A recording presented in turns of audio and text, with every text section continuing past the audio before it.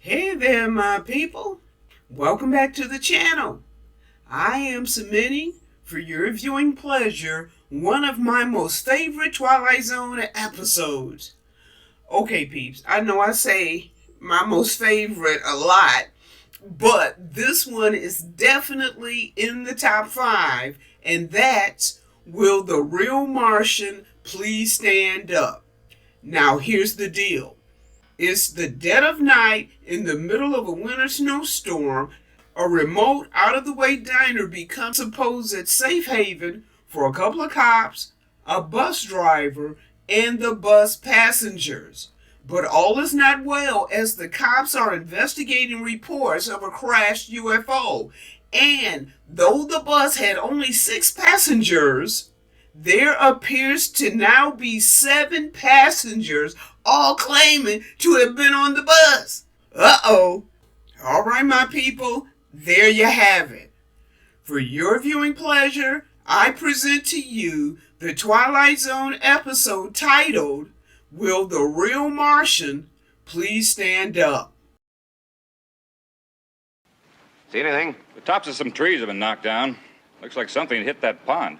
Whatever it is, it'll be under the ice till next spring. A meteor or something, probably. I better check in. The one cop gets on the radio and calls in and reports on an unidentified flying object. He reports that something appears to have cut off the top of some trees and crashed down onto the ice on Tracy's Pond. This officer reports that they can't see the object now, and as he continues talking, his partner is looking around the snow and the pond, and, peeps, he sees some footprints. Footprints leading away from the pond. He calls out to the other officer, calling out to Bill, and he says to Bill, there's footprints up here. He says they come up from the pond, and he adds, it looks like they got out of what landed. Bill's about to report that over the radio when he changes his mind because, yeah, that's going to sound crazy. And he says instead, we'll call you back.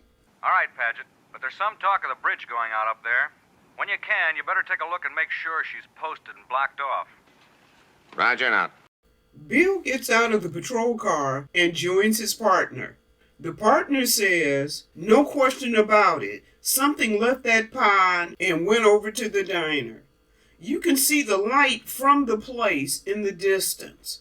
Bill points and says, it looks like a bus is in front of the diner. Then he adds, you don't suppose it came out of the pond, do you? He's saying this while motioning to the parked bus. And the partner says, very funny, and Bill says, sorry.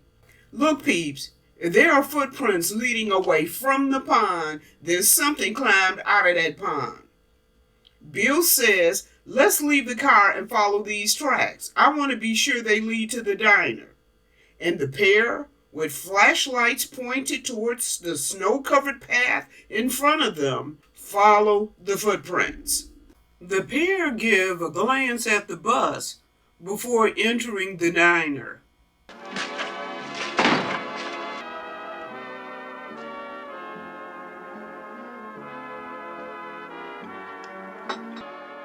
The partner asks, whose bus is this out here? The bus driver says, it's mine, officer. What's the problem? The partner says, the bridge up ahead has been declared temporarily impassable. Another pound of weight and it could be driftwood. The driver says, that's rough. I can't turn around and go back. There's a slide up there at the turnoff. It's blocked the whole road. The diner owner says, it looks like you're kind of marooned. The partner says, until morning anyway. Until morning, one of the passengers says, I've got to be in Boston at 9 a.m. The bus driver says, then you better start walking, mister, because that bus stays out there until they fix the bridge. Either that or have them drop some snowshoes. So you might as well all get comfortable and get a little hot food in you. Oh, that's just great. Get comfortable and get a little hot food in you. That's precious little consolation for missing my meeting in Boston. Now, this passenger gets up to sit across from the driver to give him a hard time. "That's a fine little bus line you work for, isn't it?" he says. "They care so much about their schedule." Dude, you astute. Didn't you just hear the cops say that an ice floe has packed itself against the bridge, and the least little weight on the bridge can cause the whole thing to tumble down? Didn't you just hear the driver say that a slide has blocked the road back, so he can't turn the bus around and go back the way they came? See, peeps, this is how folks get unalived on the road. You've got careless drivers, careless and foolhardy drivers taking chances when all logic says to stay put. The driver says, "I wouldn't be too hard on them, mister. They have no control over the snow, bridges, the size of hills when they decide to come down. It's pretty much out of their hands." Meanwhile, the cops are looking around, staring at each person or couple, table by table, one by one. What do you think? They were all on the bus, weren't they? What's trouble? You looking for somebody? Driver, you got a passenger manifest? What do you think I got parked out there? The driver tells the officer that his bus is 14 years old. He says he doesn't ask passengers their names. He says we kiss them gently and help them in. He goes on to say we're just that glad to have them, with or without names. The other officer asks, "You know how many you had?" And the driver says 6. "I picked up 6, and I'm supposed to deliver 6. Both cops are looking around the diner with very serious expressions on their faces. Then the one cop says this. Somebody must have jumped in. There are 7 here now. I know I had 6 people. The officer steps over to the counter, and the owner places down 2 cups of coffee. The officer asks the owner if there was anybody in here before the bus stopped. The owner says, "No, I haven't served anybody since 11 o'clock this morning." He adds, "I figured this whole bunch just got off the bus." The driver said, "We did. There was no one in here when we came in." The other officer asks this, "Then how do you account for 7 people?" Peeps, that thing is in there with them. Oh, crap, it's in there. I hate stuff like, you know how you love it, but you hate it? Come on, Ripley. Girlfriend knew that thing was loose, hiding somewhere, waiting to snatch her face. Oh my gosh, I just got chill bumps. I don't want to see nothing that look toe up, people. That's because I don't do scary stuff.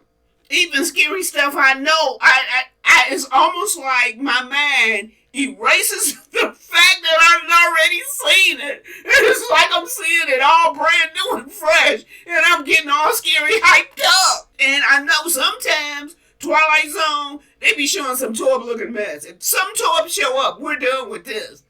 Okay, you know the name of the episode. You can find it for yourself and watch the ending. Because the minute something toe up jump on this screen, y'all know I'm through. I try to be brave, but okay, you know what? I'm too old. Bravery is done. Okay, I'm an elderly retired woman. I'm only so brave now. It's a wrap.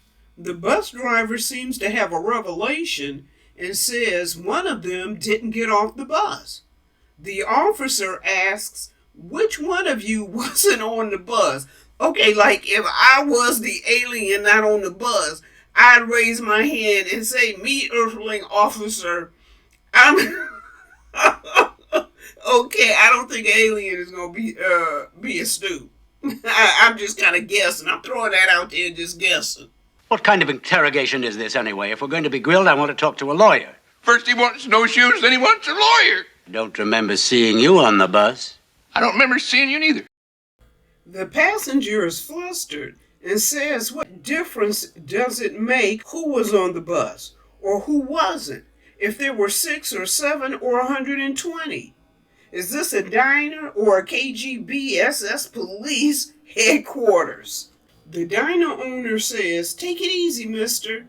Then he turns to the officer and asks, "What's this all about?"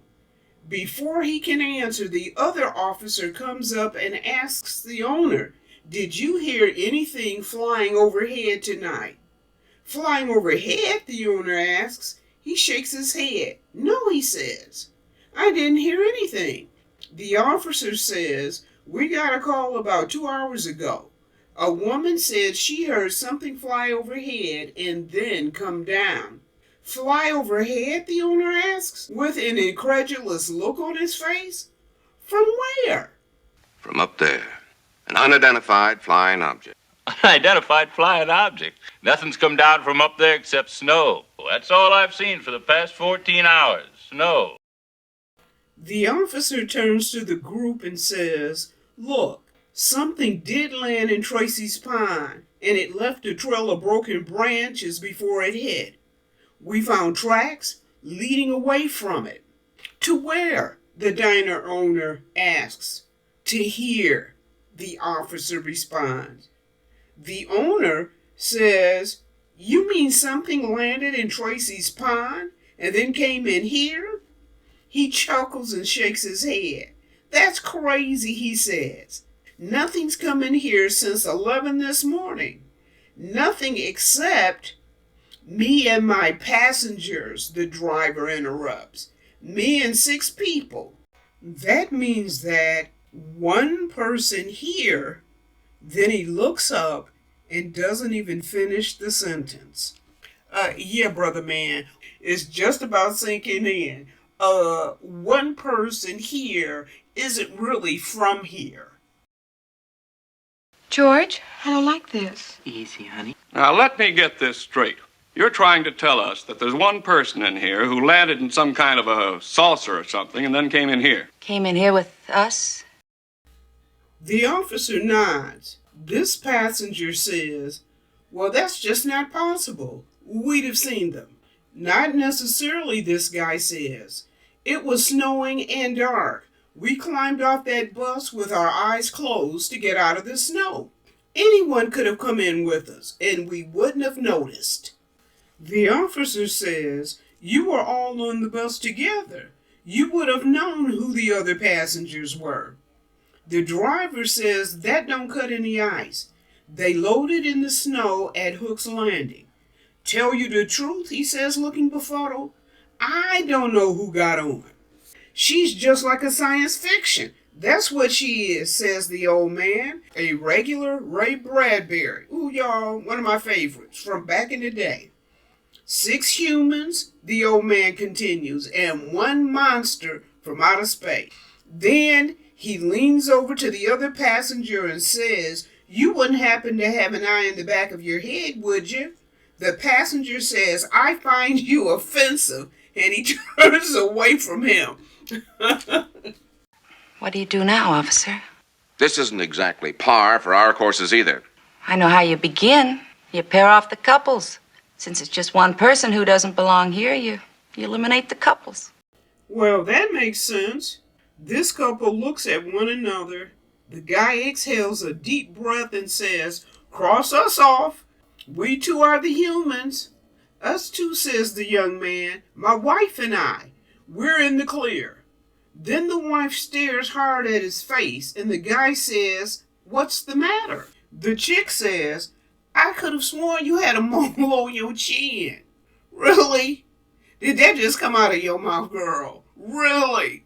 So, let me get this with my brain, because I'm old, so I'm going to say this out loud. So, for your husband to be an alien, a switch had to be made in the short few minutes it took the 2 of you to walk from the bus to inside the diner. You know what? Your husband is either an alien or you are confusing your husband with some other dude. Old boyfriend, maybe?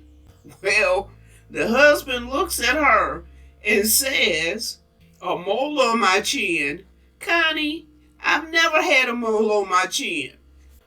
This guy jumps up and says, I can tell you what's going to happen. We're all going to get so panicky that everybody and his brother will start picking up invisible clues from everybody else. Of course it's nonsense if a husband and wife suddenly start wondering whether the husband is really the husband and... I think 23 years is long enough for a woman to know who she's married to. So I'll thank you to stop looking at me as if I'd just put on this face as part of a costume. The old man cackles like an old hen, and he says, I love this. She don't know who he is, and he don't know who she is, and we don't know who she is. And this lemon sucker here, he says, point to the older guy at the table, he's the most suspicious of the bunch. The driver busts out laughing, and the guy just shakes his head in aspiration. Even the single chick and the trio at the counter are smiling at the old man's antics. Next, we have the one cop ask the diner owner if he has a back door. The owner says, sure. Why? The other cop tells him to go back there and lock it. The owner says, it's already locked. Then he adds, if that certain somebody really is from outer space, they'll just go through the wall anyway. Then the old man jumps up and begins his antics. He says, check them for wings. Look under their coats, which has the driver busting out laughing again. I think the older cop has had enough of the old man because he goes over to him and asks if he has any ID. The old guy says, I left it down in the pond in my spaceship. The cop asks him who won the World Series race last year. The older gentleman pops up and says, what is this, a sort of prolonged practical joke? The old man pipes up and shouts, I got it. Pittsburgh Pirates won it. Took 4 out of 7 from the Yankees. Then he says, you didn't figure us Martians would know nothing about the great American pastime. Then he starts cackling again. The woman laughs at the old man's antics, and the officer steps over to her and asks, you got identification, miss? She says, well, no. As a matter of fact, I don't. I left my wallet in my suitcase, and it was shipped on ahead. Okay, peeps, that sounds kind of sketchy. And her body language and her sort of keeping her eyes quasi-averted from the cop. I'm not saying the chick's an alien. The whole opposite of that, really. I think Sister Girl's on the run. A woman traveling with no ID because she packed it in luggage that was being sent on ahead. Nah, I think Sister Girl's running, maybe from an old life towards a new one. That's why she doesn't have any ID, peeps. She hasn't arrived to her new self yet. What's your name, miss? Ethel McConnell. I'm a professional dancer. How many legs? I'm gonna belt you, Grandpa. She was on the bus. How do you know? She's the only one I noticed. Well, thank you. Then the old man says, as he's pointing to the driver, but who noticed him? Which elicits a laugh from the driver.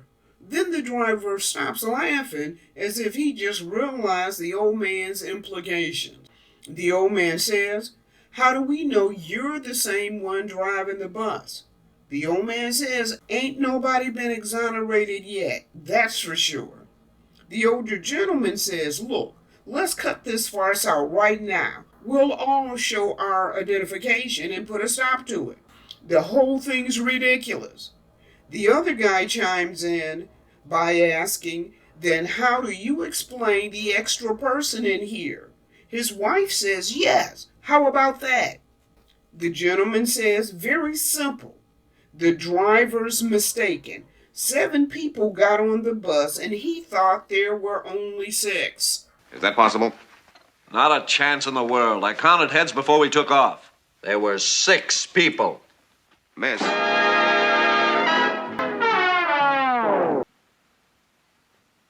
What caused that? The one cop goes over to check out the jukebox while the other cop says, "We may get a laugh out of all this in the morning, but in the meantime, everyone stay right where you are." Everybody is sitting or standing, looking nervously around. Nobody saying anything. Even the old man isn't cackling and joking. It just got for real, real quick. It's the next day, and the bus driver is chatting up Ethel.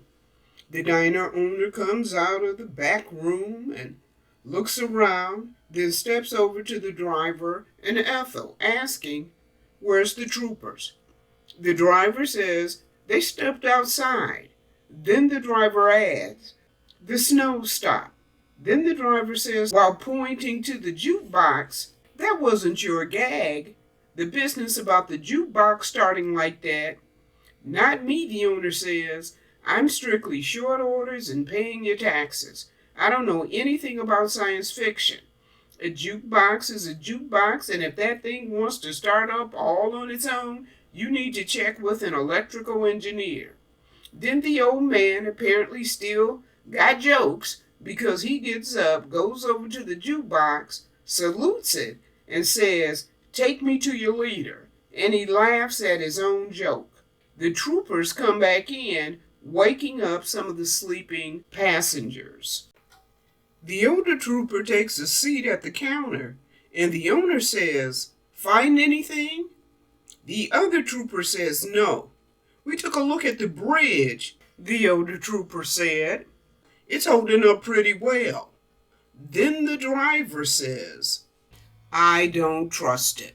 If the bridge gets a clean bill of health, you'll drive that bus right across it. Listen, mister. You may be a big shot in Boston, but when it comes to bridges and buses, I got seniority. And I tell you, that bridge is so old that at any... Hey, what is this? Uh-oh, peeps. So now Ethel says, "Why did the lights go out like that?" The owner says, "We may be losing power." Then the jukebox comes on and it's playing music. The owner says, "This is weird. It's just plain weird." And the jukebox is playing away. Then it slows and stops. Ethel says, with a tinge of fright in her voice, "I wish whoever it was would play his cards right now." Connie says, "Why don't they do something? What's the point of us staying cooped up here like this?" The trooper says, "The point is this, miss. We're all kids in a closet here. Nobody understands what's going on.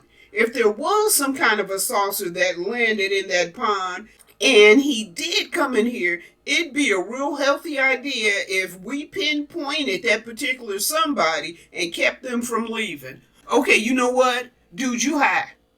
You real high. What's this we stuff?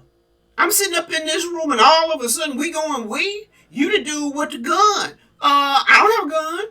There is no we here. I don't have an oath and a charge to protect and serve. Oh no, brother man. I'm not up in here. Look, just soon as we can book up out of here, I'm gone. I'm jetting. I'm in the wind. It is no we here. Nary, none, away. How you sound, dude? This thing, whatever it is up in this piece. I don't care if it is 9 of us, 9 regular human beings with 2 regular old guns against some kind of alien from outer space that, come on, work with me, peeps, that can make the jukebox go on and off and the lights go on and off without touching it. Without touching nearly nothing. Who is hiding in plain sight because he has made himself look like a human. And we gonna pinpoint him and we gonna keep him from leaving. We doing it. Okay, y'all. I'm gonna make a quick bathroom run because this has just been too much for me, and I'm an old lady, and you know my constitution can't hold. Come on, old people gotta go to the bathroom a lot. And so if it take me a few minutes, y'all understand it's my constitution. Don't nobody gotta come check on me. I'm gonna go to the bathroom. Come on, peeps, don't let there be a window in this bathroom, because you know what? I'm out of this piece. Because I have seen enough movies that when people start doing this weed business, some toe up gonna jump off and it ain't gonna be good, especially for the old people in the room. It's not gonna be good at all. Because you know what? I can't run as fast as y'all can run. So I'm going to tell you what. I'm going to go to the bathroom. I'm going to open a window. This old lady climbing out. And I'm going to get a head start on the running. Just saying. But what if the thing doesn't show itself? Get over there and sit down, Grant. Then the phone rings. The trooper answers it. He says, yeah, and listens. What's that? He says. It's okay? And he says thanks and hangs up. The bridge is okay, he tells the group. The one trooper says to the other, what do you think? The younger trooper says, we can't hold them. The old man says, you're making a big mistake, officer. A big mistake. You're letting a monster out. That may well be, old man, the trooper says. It may well be. But we can't hold somebody on suspicion of being a monster. He looks at the driver and says, you can roll them anytime. The driver says, all right. Are they sure about that bridge? I don't like that sucker. She swings in the wind and she's not a suspension. The trooper says, that was the county engineer on the phone. The bridge has been checked out and declared passable. He says, we'll go ahead and cross the bridge first. The owner tells everyone they can pay their checks. Godspeed and safe trip, he adds as he cashes everyone out. You all come back and see us again, you hear? Then he has a thought and adds, that is all but one of you. Everyone heads out of the diner and the passengers climb onto the bus. Ethel says, goodbye, officer, and the trooper motions goodbye, and both he and the driver watch her climb aboard. Okay, because they're dudes. And the other passengers climb on board as well. Well, I counted 7, the driver said to the trooper. That's right, the trooper responds. 7. The old man leans out and says, bet you by the time we get to Boston, there'll be 17. The bus has left now. The diner is empty of customers, and there's a slow ballad playing on the jukebox. Then a figure approaches the diner, peeks through the window, then enters. The diner owner stares and says, something for you? A familiar voice says, coffee, black. The owner repeats, 1 coffee, black. As he turns, pouring the cup, he says, didn't you, what I mean is, didn't you go out on that bus? I did indeed, the man responds. And you know something? That bridge wasn't safe. It collapsed. The state police car, the bus, everything, right into the river. It was a terrible scene. No one got out. Except you, the owner says. Brother man, I hope you got a shotgun behind that counter. The guy says, except me. Luck, I guess, huh? The owner says, very lucky. Then he says, but, and he's motioning to the guy's dry clothes. But what? The guy asks.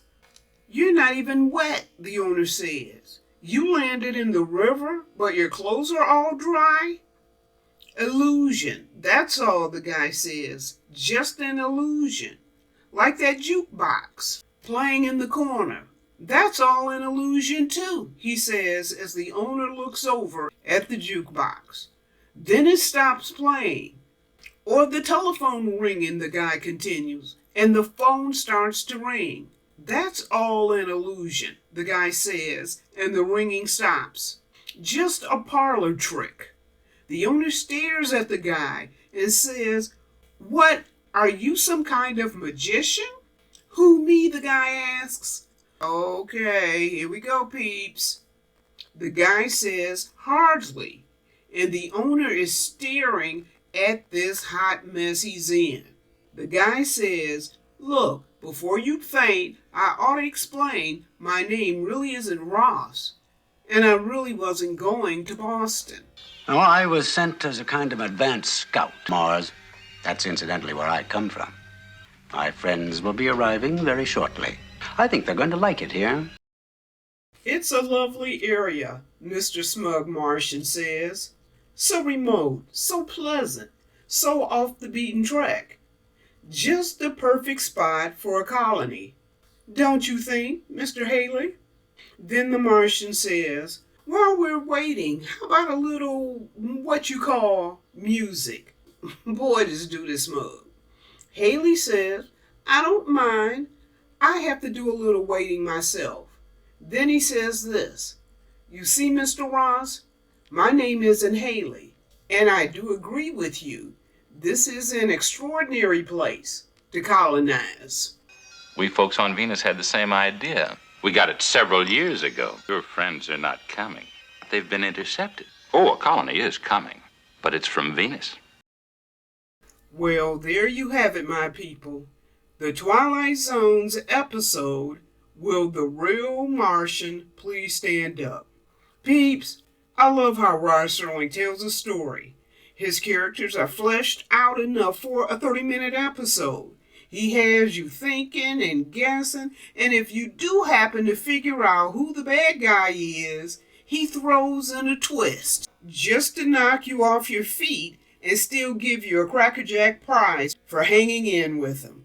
I assure you, peeps, it's worth pulling up the actual episode and giving it a watch. Thanks, peeps, for hanging with me. I do appreciate it. Comment, like, share if you're feeling it. Take care of yourselves, be sweet now, and I'll see you next time.